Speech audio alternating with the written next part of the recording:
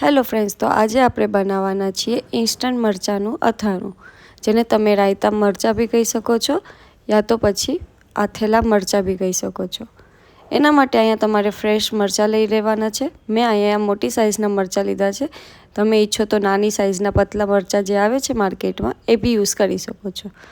તો આને તમારા મનપસંદ શેપમાં તમે પહેલાં કટ કરી લેશો, પણ મેં અહીંયા એકદમ સ્મોલ સાઇઝમાં કટ કર્યા છે તાકી ખાવામાં એકદમ ઇઝી રહે।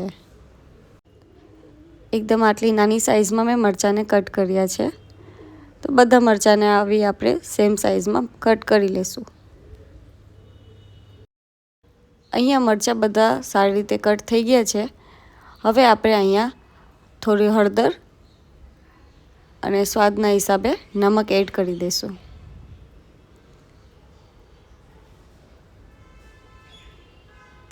પછી આને આપણે સારી રીતે મિક્સ કરીને થોડી વાર માટે સાઈડમાં રાખી દઈશું। સાઈડમાં આપણે એક વાસણ લઈને એમાં મસાલો રેડી કરશું, જેના માટે મેં અહીંયા લીધી છે વરિયાળી, મેથી અને રાઈના કુરિયા। એક સરખું માપ લઈને મસાલાને પછી આપણે દરદરું પીસવાનું છે। ચાલુ બંધ કરીને પીસવાનું છે, એટલે આપણો મસાલો દરદરો પીસાઈ જાય। મસાલો અહીંયા સારી રીતે પીસાઈ ગયો છે। હવે આપણે અહીંયા સાઈડમાં તેલ ગરમ કરીશું।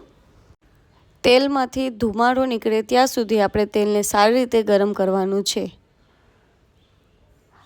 અને ધુમાડો નીકળે એટલું ગરમ થઈ જાય પછી એને થોડું ઠંડુ થાય, વધારે ઠંડુ બી ના કરવા દેતા, થોડું ઠંડુ થાય એના પછી આપણે એમાં હિંગ એડ કરી દઈશું। હિંગનો સ્વાદ બહુ સરસ આવે છે। ત્યારબાદ એ આપણે તેલને મરચાંમાં એડ કરી દઈશું। પછી સારી રીતે મિક્સ કરીને એમાં આપણો બનેલો મસાલો બી આપણે એડ કરી દઈશું। પછી પાછું આપણે સારી રીતે એને મિક્સ કરી લઈશું। અહીંયા આપણે જે મસાલો અને હિંગ જે એડ કરેલું છે એની ખૂબ જ સરસ એવી સુગંધ આવે છે।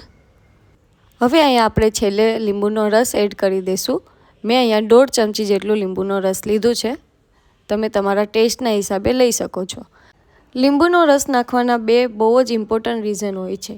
એક તો ટેસ્ટ માટે, અને બીજું રીઝન છે કે લીંબુનો રસ નાખવાથી તમે આ મરચાંને 15-20 દિવસ સુધી સ્ટોરેજ કરશો તો બી કંઈ જ નહીં થશે।